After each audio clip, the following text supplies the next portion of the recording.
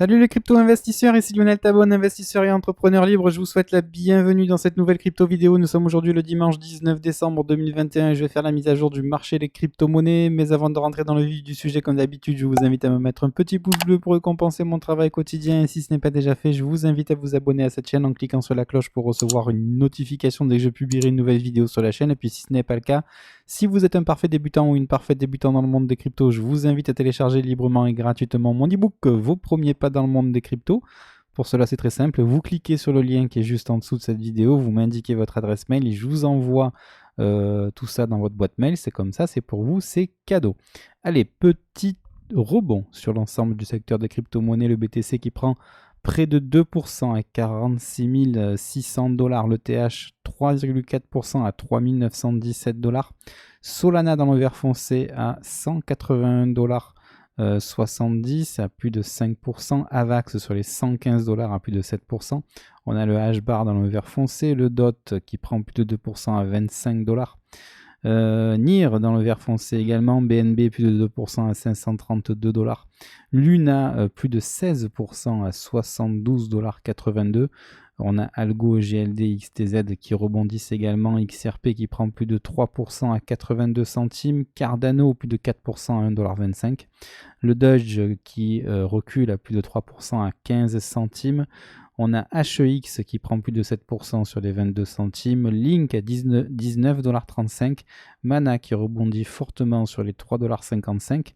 $, Link, je viens de le dire, FTT 39,80 $ dans le vert foncé, CRV et Engine également dans le vert foncé, on a Shiba, Matic, le CRO, le BAT, le Chiliz, le Quant, le HT, le LRC, le KCS qui sont dans le vert clair, et puis BUSD, Léo, OKB, AVE qui sont dans le rouge un petit peu à la marge.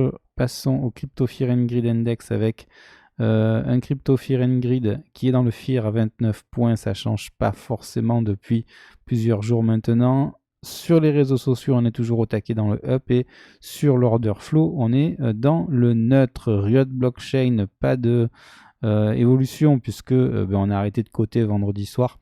Donc du coup on clôture en dessous ce gros support oblique haussier, donc on va vraisemblablement faire des plus bas. Regardez ici, il y a un creux dans la value, on est en train justement de rentrer dans ce creux là ici entre les 23,24 $ et grosso modo les 7,34 $. Donc on a un petit peu de marge pour venir faire du business dans ces ordres de prix là. Bien évidemment, si Riot Blockchain est en PLS, ça veut dire également que vraisemblablement le secteur des crypto-monnaies va également en pâtir, au moins pour la fin de ce mois de décembre et ces fêtes de fin d'année. On a justement des indicateurs techniques comme le momentum à l'intérieur d'un gros triangle de compression et en territoire négatif, ce qui veut dire que ce sont les baissiers qui sont aux commandes. Au niveau du RSI aussi, dans une figure de congestion, là on arrive sur un support également, à voir un petit peu si on rebondit ou pas. On est du côté de William en zone de survente, donc ça milite quand même pour une poursuite de la baisse. Et au niveau de la volatilité, on est sur des plus bas.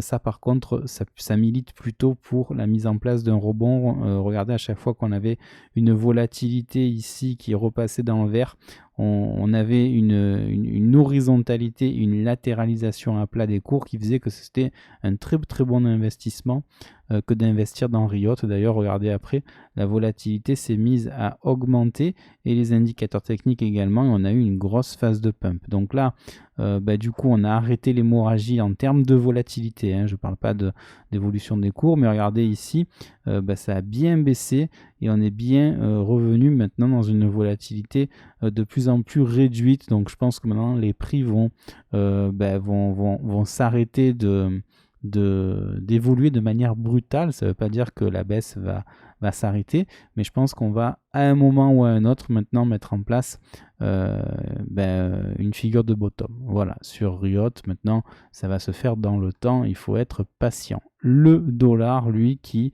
finalement a une résolution haussière quant aux 50% de Fibonacci de la précédente baisse. Souvenez-vous, on est quand même passé de 103 points à un petit peu moins de 90 points.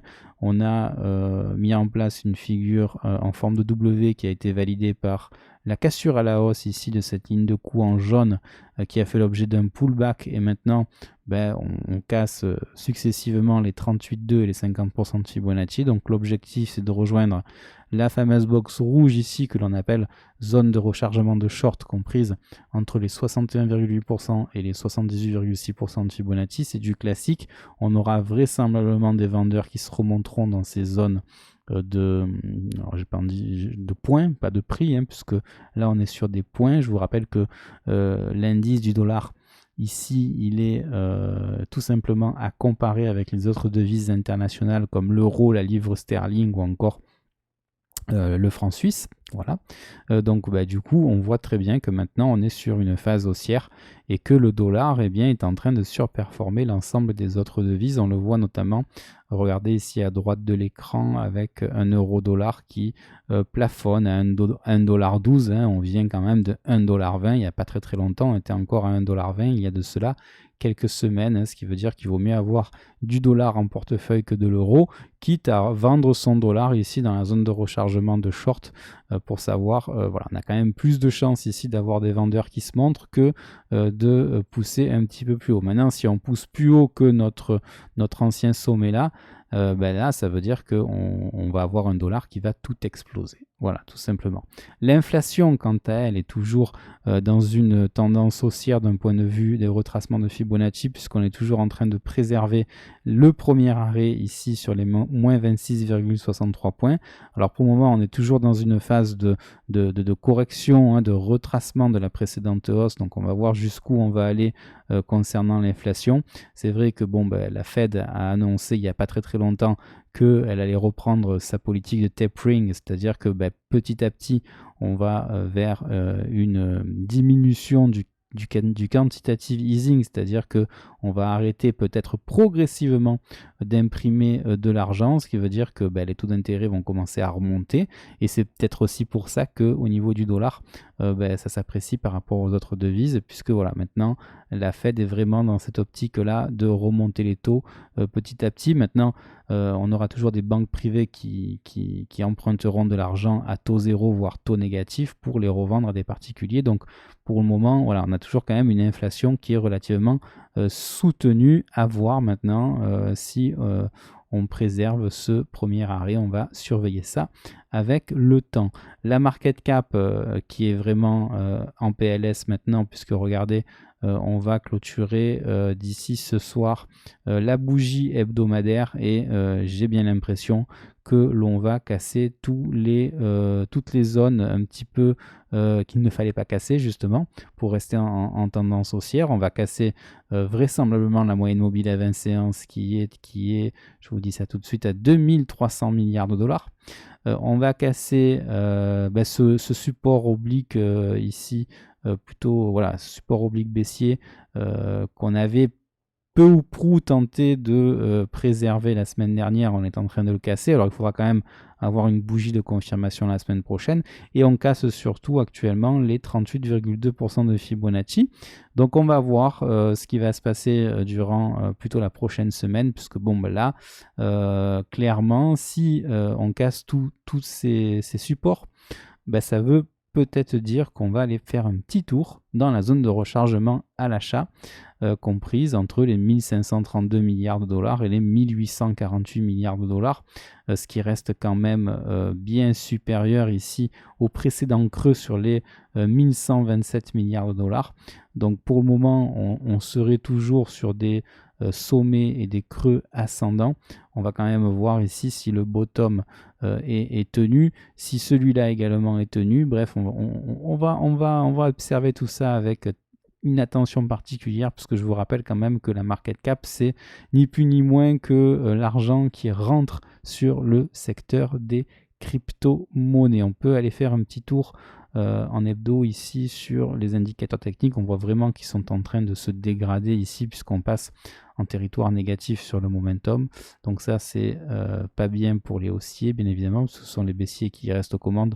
Grosse figure de conjonction triangulaire ici. On arrive sur un support néanmoins, donc à voir si les haussiers vont réagir. Et on a une volatilité qui est en train tout simplement de baisser et un indicateur Williams qui est au milieu de sa zone verte là, donc vraiment très neutre tout ça. Sur le cours c'est neutre également puisqu'on est en dessous d'une moyenne mobile à 20 séances qui monte. Le S&P 500 lui qui reste tout de même très haussier, hein, tant qu'on reste au-dessus d'une moyenne mobile à 20 séances qui monte ici en hebdo, ben, c'est haussier, hein, c'est haussier. Alors certes ici on voit quand même qu'on a de la latéralisation, on arrête de monter clairement.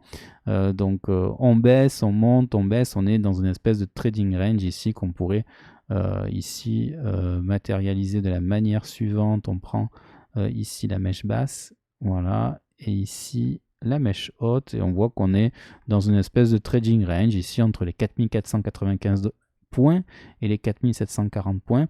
Donc dès qu'on aura une résolution soit haussière soit baissière de ce range, on aura une direction un petit peu plus claire. On a quand même les 38,2% de Fibonacci à 3770 points qui sont encore très loin. Donc voilà, à voir. Regardons un petit peu les indicateurs techniques, voir si on commence à avoir des divergences. Oui, quelque peu. Regardez sur le RSI, on commence à faire des plus bas. Sur le momentum également, on fait des plus bas également, hein. Regardez, ça c'est assez évident ici. Donc je vais ici tracer cette petite résistance oblique baissière, voilà, comme ceci. Je vais essayer, voilà, d'être, voilà. Bon, c'est pas hyper précis. Ça me plaît pas trop, mais bon, voilà, ça fait quand même une résistance assez sympa. Et ici, on a quand même un petit support à 2 contacts là qui est en train de se mettre en place. Je vais le retracer un peu mieux, je vais le colorier en vert. Voilà. Ici, au niveau de la visibilité, je vais quand même m'assurer qu'on est bien en hebdo. Non, voilà, on était en journalier, donc je vais décocher le journalier, ça sert à rien qu'on s'encombre de construction qui nous pollue le journalier. Voilà, comme ceci, j'enregistre. Et pour le momentum, on en est là. Pour le RSI, ben voilà, pour le RSI, on voit ici qu'on est dans une espèce de canal ou de latéralisation, un petit peu de voilà, ici au-dessus de ce support. Pour le moment, ce support est en train de tenir. Oui, c'est un espèce de canal, on pourrait dire que c'est un canal. Si je clone, à mon avis, on n'est pas loin d'avoir un canal légèrement haussier comme ceci. Voilà, c'est assez pertinent finalement. Voilà, petit canal haussier, on a sollicité ce support par 2 fois, on est en train de revenir dessus. Il ne faudrait pas le casser par le bas, bien évidemment, mais pour le moment, on en est là au niveau du RSI. William, attention, à chaque fois que William recasse à la baisse sa zone de surachat, on a des turbulences sur le cours. Donc à voir si ça va durer longtemps ou si on va repasser en zone de surachat. Il faudra bien évidemment surveiller ça. Et au niveau de la volatilité, on est en train quand même de rentrer dans des zones très basses. Voilà pour le S&P 500, toujours très haussier bien évidemment. Les open interest à comparer avec le prix du BTC, les deux courbes bleues et jaunes sont toujours assez éloignées l'une de l'autre, ce qui milite quand même pour la formation d'un futur d'un bottom. Donc on va voir ce qui va se passer. J'aimerais moi qu'il y ait encore un petit peu plus de nettoyage au niveau de l'open interest et qu'on corrige encore un petit peu plus pour vraiment créer cette espèce de peur sur les marchés. Je trouve que par exemple sur les réseaux sociaux on reste un petit peu trop optimiste à mon goût. Voilà. Pour l'analyse du BTC en journalier, on est toujours à l'intérieur de ce biseau descendant en dessous d'une moyenne mobile à 20 séances qui descend. On est dans la zone de rechargement à l'achat, donc c'est très pertinent de commencer à faire du DCA sur ces zones de prix. On voit également qu'on est en train de travailler. Alors je crois que j'allais vous dire, on est en train de travailler le haut de notre ancien canal, mais je pense que là il y a eu quand même un petit accident par rapport à l'épaisseur de mon canal là. Voilà, je pense que ici Je pense que j'ai fait une bêtise. Je pense que voilà, le haut du canal, il était plutôt... Alors, comment je fais pour réduire? Voilà. Je sais pas ce qui s'est passé là. J'ai toujours du mal avec TradingView à réduire les rectangles. Là, je pense que je vais carrément le supprimer et me refaire une petite zone de... Voilà, donc le haut du canal, c'était... Ah oui, d'accord, c'était ça qui était... Alors, le haut du canal, je sais plus où est-ce qu'on l'avait mis exactement à l'époque. On va le mettre ici, voilà. C'était à peu près ça. On avait rebondi ici dessus. Je vais le remettre en rouge. Voilà. Au niveau du contour, il était en rouge. Comme ceci. Alors, il veut pas se mettre. Ah, bizarre. Bon, très bien. C'est pas grave. Voilà. Donc, je vais le prolonger jusqu'à la date du jour. Comme ça, on aura quand même une bonne vision. Voilà. Ici, on n'y est pas encore. Hein. C'est bien ce qui me semblait. Et ici, on a, voilà, on a vraiment notre ancien canal. On voit qu'on a bien rebondi dessus là au mois de septembre. Et voilà. Donc là, on a une image un petit peu plus juste de la situation. Donc, zone de rechargement à l'achat de la précédente jambe de hausse, toujours à l'intérieur du biseau descendant. Voilà, pour le moment, on a les 78,6% de Fibonacci à 45 536 $ qui jouent le rôle de support. Voilà, bon, mon écran fait des siennes. Voilà, les indicateurs techniques dans cette unité de temps, on voit que les spreads baissent, ça c'est plutôt pas mal. On a un momentum qui est en train d'essayer de venir retester la résistance oblique baissière avec la ligne des zéros ici, c'est plutôt assez encourageant. On va voir si on arrive à casser cette résistance oblique. Au niveau du RSI, comment on est? On est toujours assez flat, on est toujours dans le rebond ici sur la zone des surventes ici, et il faut toujours casser la zone des 40 pour valider un éventuel W. On est toujours à l'intérieur d'un biseau descendant également au niveau du RSI, hein. Vraiment on a les mêmes structures chartistes que sur le cours, et au niveau de William on est dans la partie inférieure de la box verte, donc c'est à la fois bien et pas bien. Quand on est dans la box verte, honnêtement, on est relativement neutre, voire baissier sur le cours. Il faudrait peut-être pas justement repasser dans la zone de survente ici. Si on revenait dans la zone de survente, derrière on aurait une accélération baissière. Donc pourquoi pas ici venir eh bien retester encore une fois le haut de notre ancien canal, vraiment pour voir par exemple titiller les 88,6% de Fibonacci. Là, honnêtement, un BTC à 42 000 $, c'est cadeau. Hein. C'est cadeau. Déjà, sur les niveaux actuels, pour moi, c'est quand même pas mal. Donc, voilà, faire du DCA sur ces niveaux de prix, c'est vraiment pas mal du tout. Je pense que pour ma part, j'ai dû mettre un ordre d'achat entre les 88,6 et les 78,6, à voir si je serai exécuté. Mais voilà, grosso modo, sur les 44 000, je crois que j'ai mis un ordre d'achat sur pas grand chose, hein, sur une ligne à 250 $, un truc comme ça. Voilà. Bon, voilà, c'est du long terme, bien évidemment.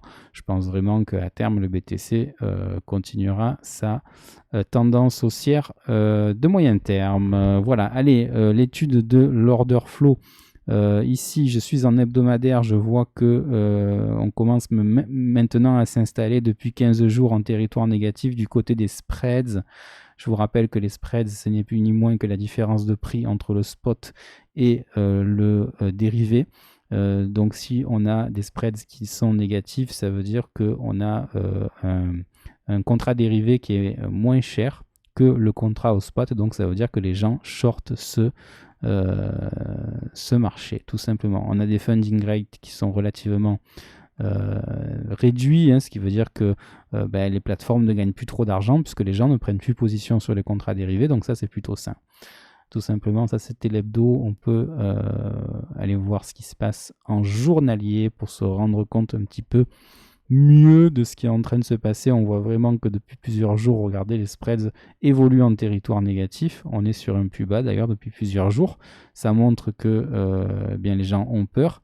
On a même des open interest ici qui commencent maintenant à rebondir assez fortement depuis quelques jours maintenant. Regardez, on avait fortement baissé ici le 4 décembre et là on remonte. Alors est-ce que c'est des prises de position à l'achat ou à la vente? Vu que les spreads sont négatifs, j'aurais plutôt tendance à dire qu'on est en train d'accumuler des shorters, c'est-à-dire des gens qui shortent le BTC. Donc peut-être qu'on est en train de préparer un short squeeze, c'est-à-dire que le marché va aller liquider tout simplement ces shorters pour avoir un petit rebond technique. Voilà. Donc à voir, bon, c'est le week-end, il n'y a pas forcément beaucoup de monde sur le marché. On a un funding rate ici depuis quelques jours qui est baissier et là on reprend un petit peu du poil de la bête à ce niveau-là. Voilà, donc à voir ce qui se passe dans les jours à venir. Au niveau de l'ETH, c'est encore mieux. Alors, avant de passer à l'ETH, pardonnez-moi, je vais quand même faire une analyse moyen terme puisqu'on est quand même dimanche et qu'on va bientôt clôturer la bougie hebdomadaire. On voit que les 50% de Fibonacci ici sont en train de céder. La semaine dernière, on avait préservé les 48 827 $ et je vous avais dit que ces 48 827 $, c'était des prix quand même relativement assez forts psychologiquement. Regardez, ici on avait clôturé la bougie du 19 avril au-dessus, on avait ouvert la bougie du 26 avril au-dessus et on avait fini par casser cette zone de prix le 10 mai 2021 puisqu'on était venu clôturer juste en dessous à 46 715 $. On est vraiment sur ces niveaux de prix, donc voilà, maintenant attention parce que pour moi il fallait quand même pas casser à la baisse ces 50% de Fibonacci sur l'hebdo. Maintenant, qu'est-ce qu'on peut avoir comme zone de support? On a bien évidemment l'ancienne résistance oblique baissière là, de notre triangle. Il faudrait quand même pas qu'on aille revisiter l'intérieur du triangle, sans quoi ça voudra dire que la cassure à la hausse de cette figure aura été une fausse cassure. Donc ça veut dire que toute cette hausse-là aura été un fake en fait, un bull trap tout simplement. Et que finalement on serait sur un double top. Alors pour moi c'est pas un double top dans la mesure où c'est pas un M, puisque le sommet quand même, le deuxième sommet est plus haut que le précédent. Donc pour moi on est plutôt dans de la continuation haussière. Maintenant, comme je sais qu'il y a beaucoup de whales qui sont en train de rentrer sur le marché, ces baleines-là, elles ne veulent pas avoir du BTC à 80 000 $, quoi. Elles veulent investir sur du BTC à 40 000, à 35 000, à 30 000 $. Donc, c'est pas déconnant d'aller revisiter la zone de rechargement à l'achat pendant quelques jours, quelques semaines, quelques mois, que sais-je. Ici, entre les 37 400 $ finalement et les 44 000 $. Alors, je sais, c'est en complète opposition avec ce que je vous ai dit tout à l'heure, à savoir qu'en journalier, c'est un très bon prix que d'acheter du BTC ici sur les 45 000 $, les 44 000 $, les 43 000 $. Maintenant, on n'est pas à l'abri quand même d'aller plus bas, malheureusement, puisqu'on a quand même des baleines qui vont vouloir prendre du Bitcoin à celles et ceux qui auront peur de le vendre et de se retrouver dans un bear market. Donc les particuliers vont vraisemblablement lâcher l'affaire et vendre leur BTC et justement ça sera une belle opportunité pour les baleines de recharger leurs bags entre les 37 000 et les 44 000 $, et finalement on mettra en place un joli rebond sur le BTC à moyen terme, et je pense pour ma part que le printemps 2022 sera beaucoup plus haussier que cette fin d'année. Regardons les indicateurs techniques ensemble si vous le voulez bien, avec des indicateurs bien évidemment qui se détériorent puisqu'on passe en tendance neutre. Maintenant, regardez un petit peu la brutalité avec laquelle le momentum est en train de chuter. Bien évidemment, ces chutes si brutales sur les indicateurs, à un moment ou à un autre, elles finissent par trouver des rebonds. Donc il faut bien se rendre compte qu'à un moment ou à un autre, on va rebondir. Au niveau du RSI, Même chose, on est en train de trouver un support ici. Alors j'ai toujours l'impression que je suis en train de retracer ça en permanence et que TradingView n'arrive pas à me mémoriser ça. Je vais bien cliquer sur la disquette. Roue dentée, je vais regarder que je suis bien en hebdo, c'est tout bon. La trendline ici très importante, on va mettre une résistance oblique sur les 2 premiers sommets. On voit qu'on a cassé ça, donc ça c'est plutôt pas mal. Et ça, il me semble que je l'avais déjà tracé. Hein. Je suis pas fou quand même. Il me semble que je l'avais déjà tracé. Voilà, ici on peut... Alors je vais la laisser en verte puisque on l'a cassé ici et pour le moment on n'arrive pas... Enfin, on est toujours au-dessus. Et je vais tracer une seconde résistance, par exemple le 2e sommet avec le 3e, là, celui-là. Voilà. Alors, je sais que ça fait un peu brouillon, mais c'est pas grave. Il faut vraiment que les 2 résistances obliques soient tracées. Celle-ci, je vais la mettre en rouge, puisqu'elle n'est toujours pas cassée. Voilà, donc en gros, ici, on arrive sur une convergence ici, à la fois le support oblique baissier et le support oblique haussier, donc il faut vraiment arriver à rebondir là-dessus. Et si derrière on rebondit et qu'on reteste bien évidemment la résistance oblique et qu'on repart à la hausse, ça sera tout bon pour le BTC à moyen terme. Ici, il n'y a pas de surprise au niveau de William. Là aussi, la chute est vraiment impressionnante. Ça me rappelle cette chute-là. Hein. J'ai l'impression que l'histoire va se répéter et qu'on va faire comme là. Hein. C'est-à-dire que regardez, la semaine du 3 mai au 17 mai, c'était la période du mini-crack. Ben, on répète un petit peu l'histoire, j'ai l'impression. Donc à savoir maintenant si William va véritablement avoir envie d'aller en zone de survente, auquel cas on aura encore une accélération baissière. Si on voulait comparer ici William, donc William il a baissé ici la semaine du 17 mai, on voit quand même que même s'il est rentré en zone de survente, la mèche là c'était quasiment le bas, le plus bas, hein, 28 960 $. Ça veut dire qu'on n'est pas loin des plus bas, hein, ça veut dire qu'on n'est pas loin de mettre en place un bottom. Alors maintenant, est-ce qu'on va le mettre en place sur les 44 000, sur les 40 000 $? Ça, on ne peut pas savoir, hein, honnêtement on ne peut pas savoir. Il faut vraiment être à l'affût de notre double bottom. Ici on voit que voilà, le double bottom il est pas simple à repérer sur les cours. Ici regardez, on a un double bottom avec un creux, un premier creux qui est plus haut que le second. Donc pour moi c'est pas forcément un vrai W. Le vrai W, s'il y est, il est plutôt peut-être ici, là on était sur les 28 960 et ici on était un petit peu plus haut. Peut-être qu'il est là le W, mais il n'est pas franchement très très simple à déterminer. Maintenant ici, ici j'ai pas de bottom hein, pour le moment en hebdo, donc pour le moment c'est de la continuation baissière. Il faut vraiment laisser le temps au cours de se développer. On a une volatilité qui est en train de baisser, des spreads qui sont toujours très positifs. Donc on va laisser le temps aux indicateurs techniques de se stabiliser un petit peu et de voir si on est mature pour poser un bottom au mois de janvier ou au mois de février. Vous le savez, en hiver, que ce soit sur les crypto-monnaies ou sur les actions, on a plutôt tendance à poser des bottoms hein, et à partir bien évidemment en tendance très haussière au mois d'avril, mai et juin pour repartir en tendance baissière et neutre pendant l'été. Voilà, on verra si l'histoire se répète.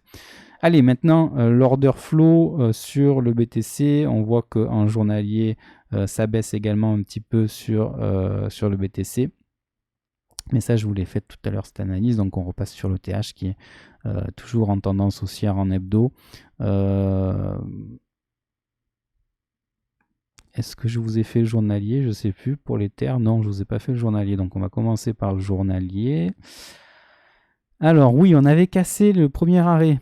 Sur l'Ether. Hein, il était plus fort que le BTC, l'Ether, et puis finalement on a fini par casser le premier arrêt, on est allé visiter les 50%, et là on a un trading range grosso modo entre les 3760 $ et les 4000 $, hein, c'est-à-dire entre les 50% de Fibonacci et les 38,2. Est-ce qu'on va aller rejoindre la zone de rechargement à l'achat? Là encore, j'en ai aucune idée. Actuellement, on est dans une zone ici de creux dans la value, donc c'est très pertinent de faire du business dans ces zones de prix. Maintenant, il sera aussi pertinent d'aller faire du business entre les 3000 $ et les 3380 $ dans la zone de rechargement à l'achat. Donc à voir ce qui va se passer. Je vais partager avec vous les indicateurs techniques Qu'est-ce qu'on avait dit? Toujours dans un triangle de compression. Là encore, comme sur le BTC, on vient de valider ici un W. Hein, donc ça, c'est plutôt pas mal, puisque rappelez-vous, on avait un M là. On avait un M, on avait la ligne du coup du M qui avait été cassée par le bas, puis elle a été recassée par le haut, puis par le bas, puis là on la recasse par le haut. Bref, on ne sait vraiment pas si on doit faire des M ou des W. Là, il y a un petit W ici, voilà, qui a été réalisé. Ça, c'est plutôt sympa. Ici, là, je vous mets la ligne de coup. Voilà. Pour le moment, tant qu'on reste au-dessus, là, c'est plutôt pas mal. On valide un W. Bon, c'est un W journalier sur le momentum. Il faut le remettre en perspective. Mais pour le moment, bon, c'est plutôt pas mal. On a envie d'aller retester la résistance oblique baissière sur le momentum. C'est plutôt pas mal. Au niveau du RSI, on arrive également à regarder à la fin de cette structure de compression. Là, c'est évident. On a une grosse résistance oblique, un gros support horizontal. À voir si le RSI va avoir à cœur de repartir par le haut, hein, bien évidemment. Les spreads, regardez, sont de plus en plus négatifs. Ça, c'est plutôt intéressant également. Je trouve que la volatilité est en train de monter un petit peu trop. Et William, lui, qui reste assez faible finalement. Voilà, donc à voir ce qui va se passer. Maintenant, en hebdo, on a un Ether, contrairement au BTC, qui reste au-dessus d'une moyenne mobile à 20 séances, qui monte, qui reste au-dessus de son premier arrêt. Donc ça va très très bien pour l'Ether. Hein. On a même, malgré la détérioration des indicateurs techniques, on reste dans des valeurs positives, notamment pour le momentum, ici. Au niveau du RSI, toujours dans une figure de compression, on va arriver tôt ou tard sur une zone de support ici. Voilà, on est sur les 56, donc on est au-dessus des 50, donc c'est quand même pas mal. On a William par contre qui a quitté sa zone de surachat, donc à voir jusqu'où il va vouloir redescendre. On a la volatilité qui baisse, les spreads qui sont toujours positifs, mais qui baissent. Voilà. En hebdo, sur les spreads, on passe en territoire négatif. On a des fundings qui passent pas négatifs, mais qui sont légèrement positifs. Donc ça, c'est plutôt très très sain en hebdo. Ça, c'est plutôt pas mal. En journalier, pour avoir une vision un petit peu plus claire de ce qui se passe à court terme, on a vraiment des spreads qui s'installent maintenant en territoire négatif. Hein. C'est vraiment intéressant. Regardez l'Open Interest, encore une fois, comme sur le BTC, qui est vraiment très croissant. Donc, est-ce qu'on accumule des vendeurs ou est-ce que ce sont des gens qui prennent des longues à l'achat ? Je dirais que ce sont des gens qui sont en train de shorter le TH, hein, ça. Hein, et donc, ça veut dire qu'on est en train de préparer un short squeeze. Donc voilà, à voir ce qui va se passer. On va terminer l'analyse graphique avec certains altcoins en unité de temps hebdomadaire, notamment BAT, RSR, Chiliz et XRP. Alors du côté de BAT, ça va très très bien. On a une grosse mèche basse ici qui montre des intérêts acheteurs sur les 98 centimes de dollars. On est au-dessus d'une moyenne mobile à 20 séances qui monte, donc ma foi, on est venu faire du business un petit peu dans ce creux de value. On laisse la zone de rechargement à l'achat très basse, donc le BAT qui est très très fort. Hein. Je pense que on va faire des plus hauts encore sur le BAT. Il y a vraiment de grosses chances pour que le BAT continue son ascension. Le Chiliz également, qui est quand même relativement bien orienté, puisque on est venu casser ici le deuxième bottom, mais les premiers bottoms pour le moment on n'y touche pas. Donc il n'y a pour le moment pas de structure de retournement, on est toujours dans une correction en hebdo. Maintenant voilà, on va voir si les premiers bottoms sont préservés d'ici cet hiver. Il n'y a pas forcément péril dans la demeure là non plus. Ici sur RSR c'est la même chose, les premiers bottoms sont préservés pour le moment. On est quand même pas loin des 2,7 centimes. À chaque fois qu'on se rapproche de la zone des 2,7 centimes, on rebondit pour rejoindre les 3 centimes, 3,2 centimes. Donc il faut vraiment que les 2,7 centimes arrivent à tenir, même si on devait les casser, du moment que voilà, on ne vient pas bouffer les 1,7 centimes sur RSR, je pense que c'est plutôt des bonnes zones pour recharger. Voilà. Maintenant, c'est vrai que si des fois on devait passer en tendance baissière sur l'ensemble du marché en 2022 et que finalement on rentrait en bear market, là, honnêtement, il faudra vendre en dessous du premier bottom. Voilà, tout simplement pour bien avoir un stop loss assez cohérent quand même, puisqu'on aura quand même perdu un petit peu d'argent, mais derrière on récupérera du cash pour atteindre des nouveaux bottoms par la suite. XRP, pareil, on a ici un premier bottom qui est en train de tenir sur les 50 centimes. On a lâché ici sur le second bottom, sur les 85 centimes, on est à 82 centimes, on voit que on a cassé le 29 novembre, on a essayé de faire un pullback le 6 décembre, et là, péniblement, pour le moment, on est en dessous, donc forcément, les 85 centimes sont en train de passer en résistance. Voilà, donc après, peut-être trading range entre les 50 et les 80 centimes. Voilà, XRP, il faut le voir comme un indicateur du marché.